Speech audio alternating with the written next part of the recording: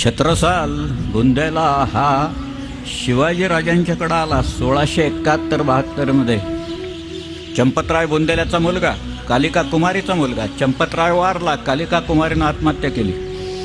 हा मुघलांच्या नोकरीत लागला, पराक्रम केले, परंतु त्याला मान आणि प्रतिष्ठा ही काही मिळाली नाही. त्याला मान आणि प्रतिष्ठा अभिप्रेत होती. त्याच्यासाठी तो म्हणाला आपण शिवाजी महाराजांच्याकडे जाऊ आणि आपण आपलं काम करू. म्हणून तो आला महाराजांच्याकडे